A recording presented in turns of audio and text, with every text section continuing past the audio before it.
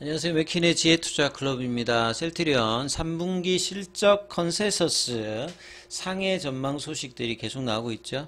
그리고 다음 주 월요일날 23일 헬스케어의 합병 관련해서 주주총회도 개최됩니다. 주가의 어떤 변곡점이 될 수 있는 어떤 모멘텀이죠. 이 부분 한번 살펴봐 드리도록 하겠습니다. 먼저 개장 전 미정시 선물부터 한번 살펴보도록 하겠습니다. 지금 나스닥 선물은 이제 0.38% 빠지고 있고요. 다우와 S&P 선물 같은 경우에도 0.29, 0.30% 하락세로 계속 전반적인 하락세 흐름이죠. 그리고 헤드라인에 보시면 뭐 이런 기사도 있습니다. 최근에 이제 본드 프레서 지금 이제 한번 보시게 되면 10년물 보통 이제 2년물 같은 경우는 이제 기준금리에 연동하는 거고 10년물 같은 경우는 이제 경기하고 이제 기준하는 어떤 시장 실세금리라고 보시면 되는데요. 이 4.98이라고 하는 말은 이제 2007, 8년도에 이제 그 금융위기 때 이후로 가장 큰 수준입니다. 세계에서 가장 안전하다고 하는 미국의 국채 자산이 5%니까 주식시장에는 이제 이 부분들이 계속 이제 수급상으로 영향이 있죠. 보통 이제 채권이 이제 이렇게 수익률이 떨어지고 주식시장에 들어오는 걸 이제 머니 무브라고 하죠. 그럼 근데 채권이 올라가고 주가가 빠지게 되면 머니 무브가 이제 벌어지는 흐름인데요. 이 어떤 장기채의 어떤 압박이 계속되고 있고 이런 부분들을 계속 이제 본드 프레스라고 합니다. 그러니까 본드 프레스에서 주식을 구하기 위한 것들이 단순히 이제 실적만 가지고 이렇게 되는 건 아니다. 뭐 이런 얘기죠. 그러니까 실적이 좋아도 이제 주가가 뭐 떨어질 수도 있고 피크아웃이다 이러면서 오히려 떨어지는 경우도 있다. 뭐 이런 뭐 내용들도 국내에서도 이야기를 많이 되고 있죠. 그래서 지금 선물이 하락하고 있는 부분들은 여전히 이번 주에도 이제 채권 시장에서의 어떤 일드 관련되는 부분들이 계속 이제 문제를 일으키고 있고요. 그 다음에 이제 뭐 중동 관련되는 부분에서 어떤 불확실성, 유가 관련되는 부분들이 계속 하고 있는 가운데 제롬 파월 연준 의장이 이제 뉴욕에서 이제 경제 클럽에서 이제 코멘트 관련되는 부분들도 이런 이야기 나왔죠. 파월이 이 11월 달에 이제 뭐 금리 관련되는 부분에 FOMC에서 중지를 할 수 있겠습니다만 이 경제가 이코노미가 계속 이제 가열된다라고 하면 좀 더 이제 고금리 관련되는 부분의 경고를 계속 이제 하면서 이 9월 달에 어떤 이제 매파적 동결 이후에 계속 이제 금리단의 영향들이 전반적으로 시장에 영향을 주고 있다. 이렇게 보시면 되겠죠. 자, 그래서 오늘 국내 시장 전반적인 어떤 흐름에서 살펴보시게 되면 이번 달러 환율 자체가 이제 5원 정도 빠지게 되면 원화의 어떤 강세 흐름들이 나올 수도 있는데 최근에 이제 뭐 달러의 강세, 금값의 상승 이런 흐름들로 외국인들은 계속 매도를 하는데 오늘은 이제 거래소 쪽에서는 일단은 매수를 좀 해줬어요. 그 다음에 이제 뭐 코스닥 쪽에서는 매도고 기관들 같은 경우에는 오후장에 이제 코스닥 쪽에서 이제 매수가 좀 나오면서 낙폭을 좀 줄였고 이제 밑꼬리가 나오는 종목들이 좀 전반적으로 좀 많았다. 그 다음에 개인들 같은 경우에도 이제 코스닥에서는 개인들도 매도를 하고 거래소 쪽에서 좀 매수를 하는. 그러니까 2400선 밑단으로 오게 되면 좀 이제 싸다고 하는 어떤 이제 밸류 쪽으로는 이제 매력적인 어떤 흐름들로 이제 전해되는 흐름이고 코스닥 같은 경우에도 이제 800선 밑단 같은 경우는 이제 분할 매수 어떤 구간에 이제 들어가는 어떤 이제 지수대로 이제 들어가는 거죠.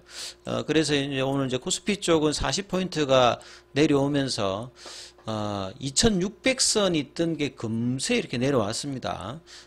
그래서 뭐 2375선까지 코스닥 같은 경우에도 769선까지 이렇게 내려오면서 장중에 이제 낙폭보다는 좀 줄여서 일단은 끝났어요. 하지만 이제 전반적으로 이제 상승 하락 종목 수는 하락 종목 수가 이제 코스피 쪽에서는 거의 뭐 7배, 그 다음에 뭐 코스닥 같은 경우에도 거의 뭐 4배 가까이 지금 대부분의 종목이 이번 주에 대해서 계속 이제 굉장한 부진들을 보여주고 있죠. 요거에 이제 업종 이제 뭐 코스닥으로 보게 되면 월요일 화요일 좀 반등 나오고 이제 수목금이 굉장히 갭을 띄우면서 해외 증시 영향을 받으면서 이렇게 빠졌죠. 그 다음에 이제 뭐 코스피 같은 경우에도 갭을 띄우면서 급락하는 흐름으로 이제 볼린저 밴드 하단선까지 좀 떨어지는 어떤 모습들을 계속 이제 보였는데요. 그래서 전반적으로 이제 뭐 어, 테마 쪽은 이제 뭐 이재명 테마라든지 뭐 한동훈 테마라든지 이런 테마주들도 움직였고, 그 다음에 이제 에너지 관련되는 뭐 STN 관련되는 부분이라든지 뭐 개별 시가총액이 작은 종목들 있지 않습니까? 아침에 이제 뭐 자전거주들도 올라가고, 계속 이제 테마로 보시게 되면 소규모 테마들이 이제 움직이는 어떤 흐름들이 전반적으로 좀 보였고요. 시가총액이 이제 전체적으로 이제 보시게 되면 삼성전자 1% 빠지고 2차전지 관련되는 부분들이 전반적으로 대부분 좀 빠지는 흐름들을 이제 보이고 있죠.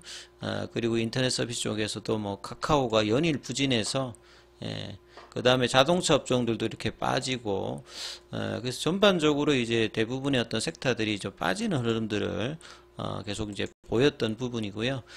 셀트리온 같은 경우에는 그나마 이제 뭐 다음 주에 이제 이슈가 있고, 이미 뭐 주가는 바닥권에 있는 주가잖아요. 예, 그러니까 거의 2년 동안에 지금 바닥권에서 큰 반등 없이, 박스권도 아니고 굉장히 뭐 박스권을 뭔가 올라가려고 하면 또 내리고 하면서 거의 최저가 수준에 이제 머물고 있는 어떤 주가 수준이니까, 이런 의미에서 추가적으로 이제 뭐 주총을 앞두고 있고, 이미 이제 13만 원대까지 내려왔다가 지금 좀 올라오고 있기 때문에 시장 영향에는 그나마 그게 크게 영향을 받지 않았고, 이게 약보합세 흐름이었죠. 그리고 이런 부분에서 수급상에서는 보시게 되면 뭐 프로그램하고 외국계가 어제와 마찬가지로 오늘도 일단은 매수를 조금 들어오면서, 요거는 좀 다른 종목이네요. 자, 이 셀트리온 같은 경우에는, 자, 프로그램하고 이제 외국계 매수세가 어제보다 좀 더 많이 들어오면서, 예, 근데 주가는, 예, 양봉으로 진행은 되지 못하고 여전히 이제 5일선 저항을 좀 받으면서, 예, 윗꼬리 아랫꼬리가 좀 나오면서 거래량은 또 큰 흐름은 없습니다. 그래서 다음 주에 이제 월요일 주총 이후에 이제 합병 관련되는 부분의 어결과 그 뒤에 이제 매수청구권 가격이 청구가 어느 정도 규모로 되는지 여부에 따라서 이제 그 부분의 어떤 영향으로 주가의 어떤 방향성이 나올 가능성이 굉장히 좀 높아져 있는 상황이죠. 그리고 이제 헬스케어 같은 경우에도 뭐 큰 흐름 없고 제약. 만약에 이제 합병이 되면 이제 내년도에 이제 주가 흐름에서 제약 같은 경우에는 합병 이후에 이제 셀트리온과 헬스케어 관련되는 부분이 원활하게 간다면, 제약 같은 경우는 상당히 이제 내년도로 본다면 좀 기대감이 있을 수 있는, 주가에서는 가장 좀 탄력적으로 움직이는 형태니까, 그런 부분들이 이제 중장기적으로는 좀 생각을 좀 해봐야 되는 어떤 흐름일 거고요. 그래서 뭐 기사 관련되는 부분은 새로운 기사라기보다 3분기 실적 관련해서 이 밸류를 다루는 어떤 이제 이 매체에서 여러 이제 지표 관련되는 부분에서 한번 참고로 한번 소개는 해드리도록 하겠습니다. 셀트리온 같은 경우는 지금 이제 매출 비중 자체가 바이오 의약품 쪽, 여기가 이제 한 84%고, 케미칼 쪽이 이제 15%죠. 그래서 매출 단은 보시게 되면, 주가는 이제 사실은 이제 2018년도에 이제 코스피 이전하면서 급등했다가 2019년도에 이제 재고 논란 이런 것 때문에, 회계 논란 때문에 빠졌는데, 매출은 이제 그 뒤에도 이렇게 올라갔어요. 주가가 먼저 이렇게 선반영하면서 기대감으로 올라갔다가, 이런 어떤 이제 매출의 어떤 증가들은 오히려 이제 회계 논란으로 이 반영이 안 되면서 밑단에 있다가 이제 올라갔는데, 결과적으로 보시게 되면 꾸준히 이제 매출의 어떤 절대적인 어떤 캐파들은 계속 올라가고 있는데, 속도는 이제 좀 둔화되고 있는 흐름이고요. 수익성 관련되는 부분은 2020년도부터가 여기가 나름 이제 고점을 찍고 좀 이제 등락을 하면서, 그래서 이제 2019년도 이후부터 이제 바이오시밀러 관련되는 어떤 경쟁이 심화된다. 경쟁이 심화된다는 말은 이 원가율이 올라가는 거고, 판매 가격이 이제 낮추어져야 되는 어떤 부분의 경쟁이 있잖아요. 그래서 수익성 관련되는 부분이 이제 떨어지는 어떤 부분들도 수치로 보이고요. 그래서 이익률 차트로 보시게 되면 2017년도에 과거에 이제 제가 초기에 뭐 셀트리온 하면 그 OP 마진이 뭐 40%, 50%뭐 이렇게 되는 게 굉장히 높은 수준이었다가 최근에 이제 한 30% 되잖아요. 그래서 이런 부분들도 영업이익률 자체가 이제 평균적으로 이제 30%도 높은 겁니다만 과거 대비보다는 좀 이제 줄어들었다. 이런 어떤 수익성 관련되는 부분은 시장의 어떤 경쟁 구조 뭐 이렇게 이해를 하시면 될 것 같고, 자, 이런 부분에서 이제 뭐 원가율 관련되는 부분에서는 이 매출 원가율 자체도 보면 이렇게 초기보다 이렇게 지금 올라와 있는 어떤 흐름들 뭐 이런 부분이고요. 그 다음에 이제 이 재고자산 비중 자체가 22.4%인데요. 여기 이제 과거에 항상 뭐 논란이 됐던 부분이죠. 재고는 계속 이렇게 올라갑니다. 근데 재고 비중은 이렇게 계속 줄어오는데 매출액이 이제 늘어났기 때문에 초기에 이제 2013년도 같은 경우는 이제 그 당시에 이제 허가를 받을 때잖아요. 근데 이제 판매가 이제 매출이 월등하게 올라가는 게 아니니까 대부분이 이제 재고 관련되는 부분으로 쌓여 있다가 본격적으로 이제 2015년도부터가 2017년도에 이제 유럽에서 이제 오리지널 제껴버리지 않습니까?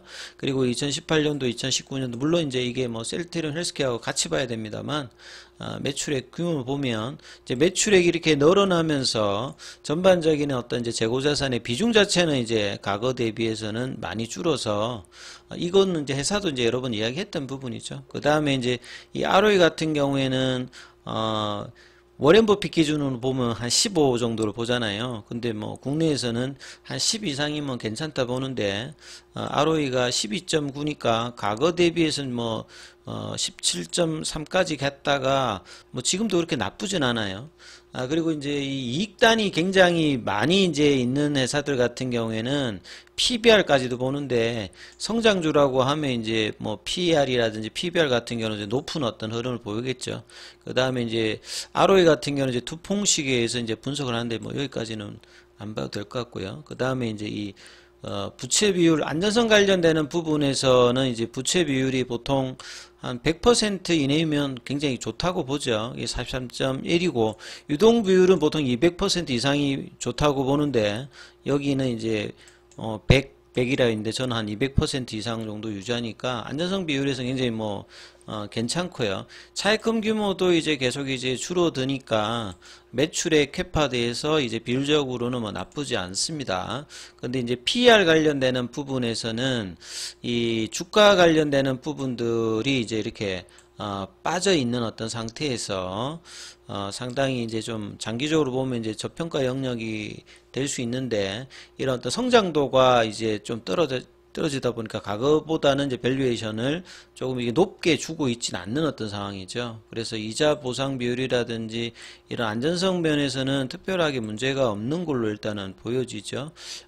그래서 이제 전반적으로 이제 3분기 실적 같은 경우에도 바이오시밀러 케미칼 뭐 이런 이제 사업부 관련되는 부분, 그 다음에 테바 쪽에 CMO가 좀 매출 발생하면서 3분기 이제 실적 관련되는 부분들은 예상치를 상회할 걸로 보여주고, 내년도까지 본다면 이제 10월 달에 이제 램시마 SC FDA 허가, 내년도에 슬레라 아일리아 졸레 관련되는 부분 허가까지 예상되기 때문에 볼륨이나 수익성 단에서는 계속 이제 좋아지는 흐름들을 뭐 보일 수 있는 흐름들이지 않습니까? 그래서 이런 어떤 펀더멘탈 관련되는 부분뿐만 아니라 모멘텀 관련되는 부분들이 주가에 좀 반영이 돼야 되는데, 사실 4월달 이후에 모멘텀과 실적이 좋아져서 좀 이제 바닥 탈출에 대한 어떤 기대감들은 사실 많이 가졌는데, 생각외로 이제 시장의 어떤 주도 섹터들이 바뀌고, 그 다음에 이제 긴축 관련되는 기조가 계속 이제 하고 있습니다만, 결국 이제